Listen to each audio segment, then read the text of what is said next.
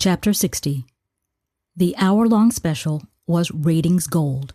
Promotional clips from it aired on the network's morning show and evening newscast. The network was also airing the entire hour-long special Monday night around the country. And Lyra was right.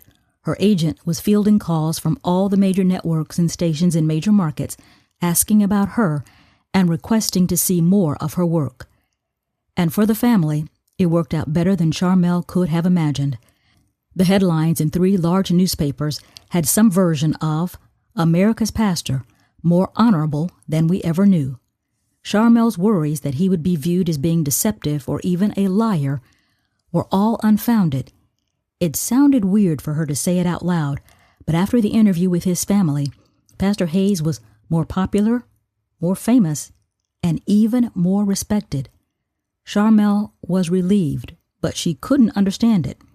She was prepared for the national outrage from people who try to paint him as just another preacher living a double life, a man who practically stole another man's baby and kept an important part of his personal life a secret from his congregation and even his wife.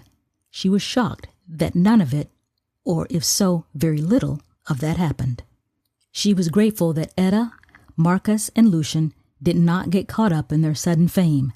They turned down all other media requests except they both agreed to appear on Doug Douglas's podcast. He was the host of the most popular Christian podcast in the country, possibly the world, with more than 10 million subscribers.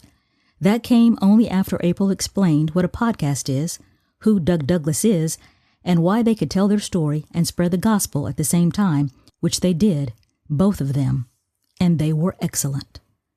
Lucian was still struggling with his relationship with his new family, and to everyone's surprise, it was Dominique who made the first overture, inviting him to Detroit to meet her sister, actually their sister, Kim, and the rest of the family. He reluctantly agreed and scheduled the trip for 2 weeks later, and during those 2 weeks, Etta decided that she was going too, despite Lucian's concern about her traveling so quickly after her health challenges. That proved to be a battle he did not win. Lucian, after everything I've been through over the last few months, obviously my heart is strong. I'm going to Detroit. Etta was determined to see Angie, her former roommate. Sharmelle was still trying to understand why Etta wanted to see Angie when Lucian told her about Etta's plans. I hate the term closure, she told him, but maybe that's what she's seeking in all of this turmoil. Maybe seeing Angeline will allow her to feel like it's truly over, and then maybe y'all can move forward, Deacon Hayes, with no more secrets. Lucian was convinced his stubborn octogenarian mother may have gone to Detroit without him, so at 6:45 on a Tuesday morning, Cecilia dropped them both off at the airport in Atlanta, and they boarded a plane for Detroit. They had gone back and forth about whether Cecilia would make the trip too, but had decided it would just be the two of them, since they didn't know if having too many strangers around might upset or confuse Angie even more. Lucian noticed his mother seemed fine during the flight, but could tell she was getting nervous as they prepared to land. Everything will be fine, I promise, Mom, he reassured her. When they arrived at baggage claim, Dominique was waiting for them. Mrs. Hayes, Lucian, welcome to Detroit. Let's grab your bags and my driver will help you get everything in the car. Lucian smiled and thought to himself, of course, she has a driver. Couldn't just pick us up in her family car and drive us there herself. On the way, Dominique pointed out a few Detroit landmarks and a mini history lesson, but otherwise kept the conversation light and casual. Etta grabbed Lucian's hand when they pulled into Marcus and Angeline's driveway. Her hands were trembling. You ready, Mom? We've come this far. No need to turn back now, she said. Dominique walked hurriedly and ahead of Etta and Lucian. Before they could get to the door, Marcus opened it and smiled as he greeted them all. Lucian, Etta, welcome. Come on in. Dominique stepped inside first. How is Mom today, Dad? Hannah helped her get dressed and fixed up, told her we were having company today, some very special guests.